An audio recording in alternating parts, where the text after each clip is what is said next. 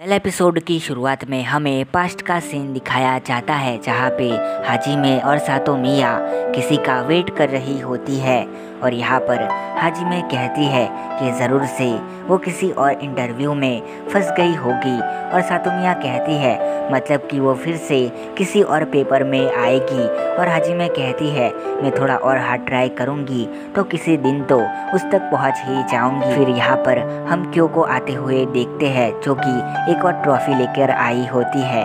अब प्रेजेंट में हम देखते हैं कि ये चारों ही म्यूज़िक सुन रही होती है और इसके बाद अपनी योरी कहती है मैंने पता लगा लिया है कि इसकी वाइब क्या है, अगर हमें जीतना है तो इसे प्ले कर सकते हैं। ये कहती है हाँ हम सब मिलकर इसे ही प्ले करेंगे और खुश होते हैं। फिर योरी कहती है कि मैंने सोचा था कि हम लोग लिरिक्स और टॉपिक को एक साथ मिलकर उस पर बात करेंगे। ये तीनों ही सहमत होती है। फिर ट्रेन दिखाई जाती है जहाँ पर अपनी हिमारी कहती है वैसे हम कहाँ पर जा रहे हैं। रशिहो कहती है तुम्हें जानना था ना कि हमारा बैंड कैसे स्टार्ट हुआ, हम वहाँ पर जा रहे हैं जहाँ पर लुरले बैंड का जन्म हुआ था। फिर ये लोग किसी ग्रेव के पास आते हैं। हाजिमे कहती है ये मेरी सिस्टर की ग्रेव है और शिहो कहती है जिसके बारे में मैंने तुम्हें बताया था ना, वो वायोलिनिस्ट जिसके साथ मैं कभी भी कम्पीट नहीं कर सकती हूँ चाहे मैं कितना भी ट्राई करूँ। बाद हमें फिर से पास्ट का सीन दिखाया जाता है जहाँ पर क्यो का फ्यूनरल चल रहा होता है और यहाँ पर सातो मिया और अपनी शिहो भी आए होते हैं। वो ख़त्म होता है। उसके बाद शिहो खड़ी होती है और हाजिमे इसके पास आती है और कहती है कि उसे कुछ बातें करनी है। ये दोनों बैठे होते हैं और हाजिमे कहती है तुम्हारा थैंक्स मेरी सिस्टर के फ्यूनरल में आने के लिए और शिहो कहती है मैंने कोई भी थैंक्स देने वाला काम नहीं किया है और हाजिमे कहती है वो हमेशा तुम्हारे बारे में बातें करती थी इज़ुमी, जब भी वो खुश होती थी तब मुझे एक वंडरफुल वायोलिनिस्ट के बारे में बताती थी, लेकिन जब उसे पता चला कि तुमने प्ले करना छोड़ दिया है तो वो अंदर से टूट गई थी। ने मुझसे कहा कि अब उसके पास थोड़ी भी हिम्मत नहीं बची है कहीं पर जाने की जब से तुम दोनों स्ट्रेंजर जैसे बिहेव करने लगे।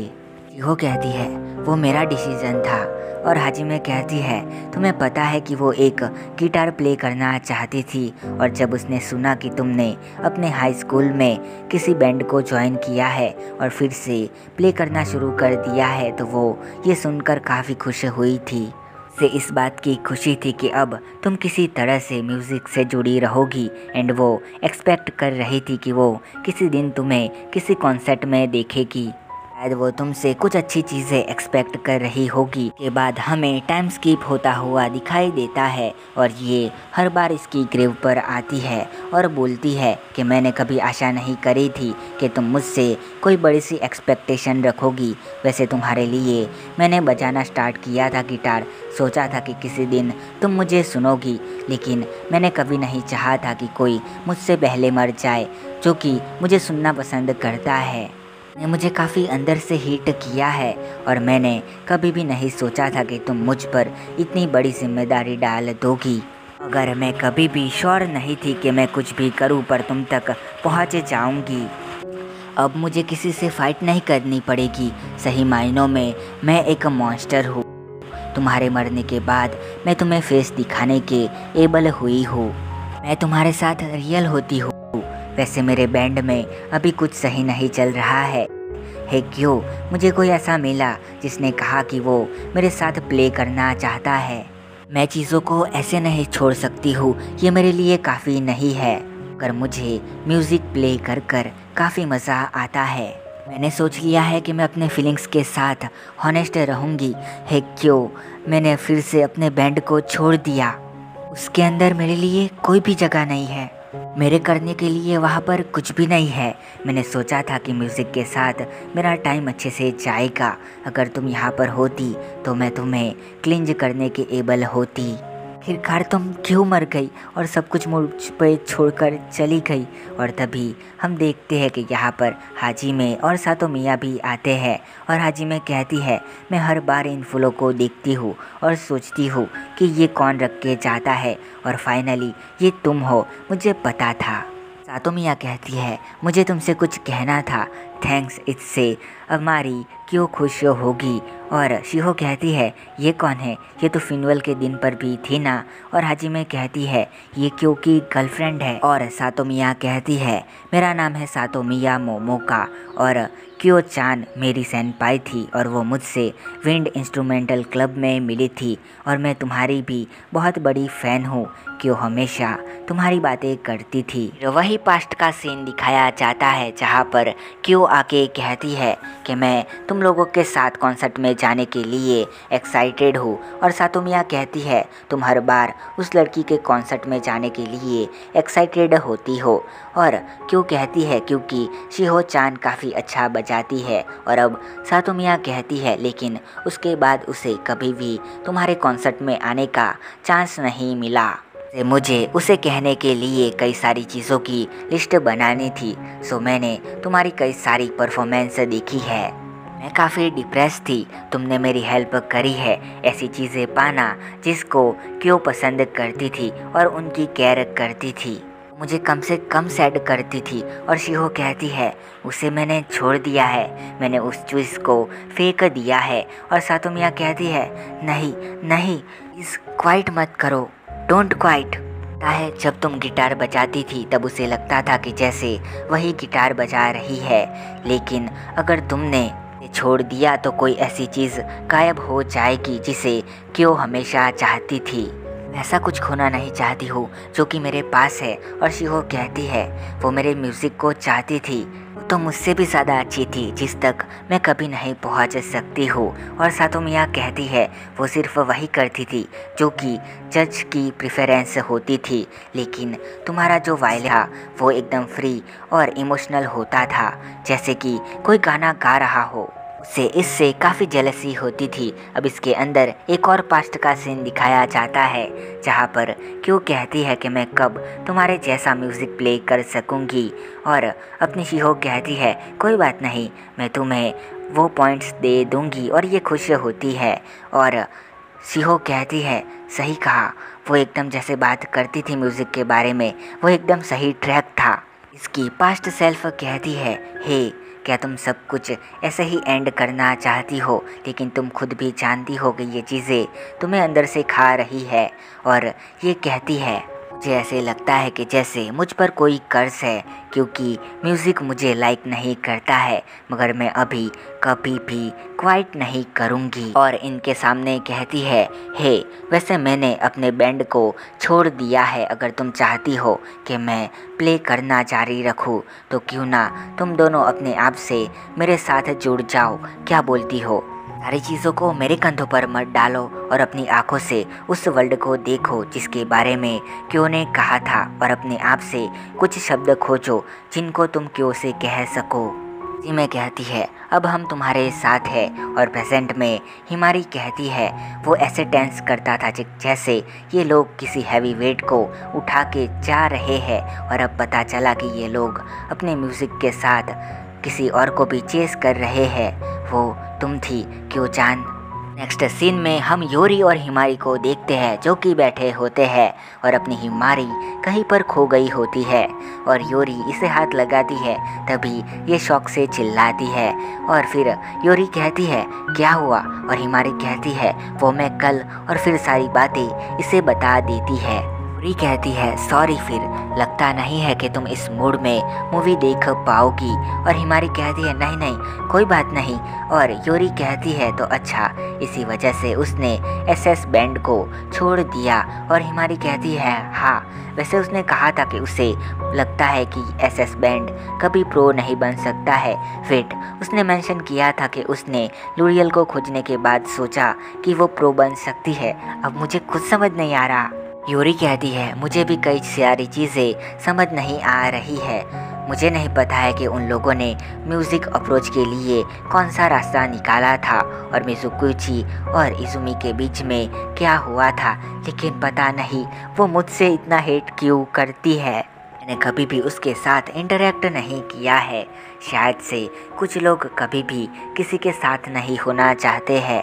और हिमारी कहती है, तुम कमाल की हो, क्या पता किसी दिन हम तीनों ही साथ में लंच के लिए जाए कहीं पर।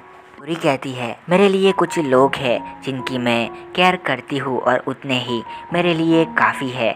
और हिमारी कहती है चिंता मत करो, मैं तुम्हें अपनी पूरी लाइफ प्यार करती रहूँगी बहुत ज़्यादा। के बाद यूरी चली जाती है और हिमारी सोचती है कि मैंने कई सारी चीज़ें शिहो सेनपाई के बारे में जानी है, लेकिन अभी भी कुछ है जो कि मुझे उसके बारे में समझ नहीं आता है। मुझे पता है कि उसने अपने इमोशन को लॉक कर रखा है, लेकिन आखिर वो है क्या। इसके बाद हिमारी अपना फ़ोन देखकर खुश होती है और शिहो कहती है वो असानागी है ना, और हिमारी कहती है पता नहीं सबको कैसे पता चल जाता है। वो कहती है क्योंकि तुम दूसरों के मामले में उसके मैसेज देखकर काफ़ी ज़्यादा खुश होती हो। कसम खा के कहती हूँ कि मुझे कोई भी आइडिया नहीं है कि लोग उसके अंदर क्या देखते हैं। और हिमारी कहती है वो काफ़ी लवली पर्सन है। शिहो कहती है शायद तुम्हारे लिए। और हिमारी कहती है आखिर यूरी सेनपाई ने ऐसा क्या किया है जिससे तुम उसे डिसलाइक करती हो। और शिहो कहती है कुछ भी नहीं। और हिमारी कहती है कि लोग यूं ही रैंडमली किसी को भी हेट नहीं करते हैं। शिहो सेनपाई, अगर तुम्हारे पास किसी को हेट करने का कारण नहीं है तो ये चीज़ एकदम वर्स्ट बनती है। मुझे ये चीज़ें बिल्कुल भी पसंद नहीं है कि लोग उनको वर्ड्स कहे या फिर मीन कहे जिन लोगों के बारे में मैं केयर करती हूँ। शिहो कहती है सॉरी, मुझे ऐसे नहीं कहना चाहिए था, लेकिन मुझे लगता है कि तुम्हें रीज़न पता होना चाहिए। तुम दोनों फर्स्ट साइट में ही प्यार में पड़ गए थे ना, और सेम मेरे साथ भी ऐसा हुआ था। लेकिन तुम लोगों के जैसे हम कहीं भी बाहर नहीं गए थे, और वो किसी और को पसंद करती थी और वो कोई और असानागी है। और अब तुम देख सकती हो कि मैं उसके लिए क्यों नहीं खड़ी हूँ, लेकिन तुम्हें ये समझ नहीं आएगा क्योंकि तुमने कभी इसे एक्सपीरियंस नहीं किया है। और हिमारी कहती है यही वो सच्चा रीज़न हो सकता है जिसकी वजह से तुमने बैंड छोड़ा था, और इसका सच्चा रीज़न है कि तुम हमारी आकी सेनपाई से प्यार करती हो। शिहो कहती है मेरे समझ में नहीं आया, मैंने तो कुछ नहीं कहा, तो फिर आकी का इससे क्या लेना देना है। हिमारी कहती है सॉरी, लेकिन मुझे ये चीज़ पहले से पता थी कि आकी सेनपाई यूरी सेनपाई से प्यार करती है। और वो कहती है आखिर क्यों उसने तुम्हें भी ब्लेंडिंग कर दिया, एकदम दूसरों के जैसे।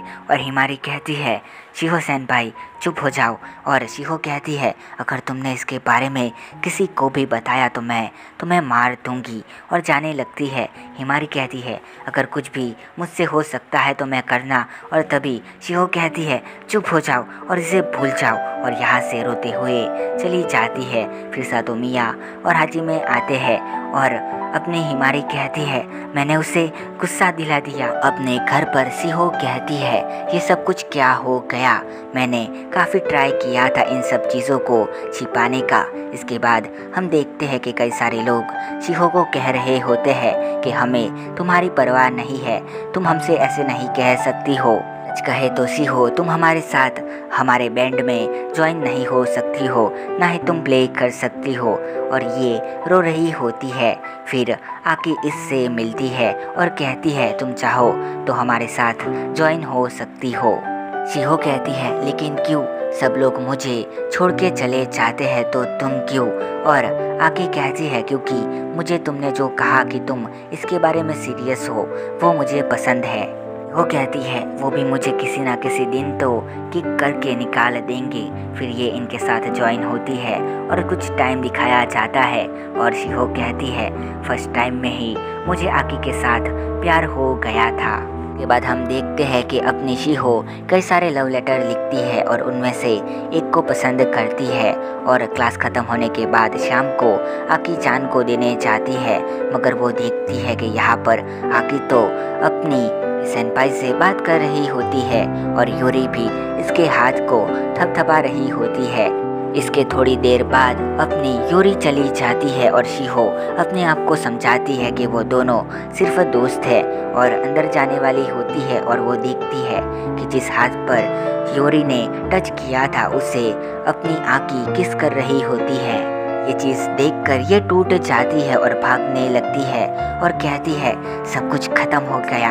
आकी सेनपाई के अंदर मेरे लिए कुछ भी फीलिंग नहीं है। और प्रेजेंट के सीन में सातो मिया इसे मैसेज कर रही होती है और शिहो कहती है कि ऐसा क्या करूँ कि जिससे सब कुछ मुझे ब्रेक जैसा लगे, तो मुझे पहले सारी चीज़ों को अच्छे से एंड करना होगा। और फिर अपनी फ़ोटो और आकी सेनपाई की फ़ोटो को फाड़ देती है। तो में हमें कुछ लेटर दिखाए जाते हैं जिसमें लास्ट वाले में लिखा होता है ऐसा टाइम जिसे रिप्लेस नहीं किया जा सकता है, वो भी मेरे दोस्तों के साथ। और इसी के साथ ये एपिसोड ख़त्म हो जाता है।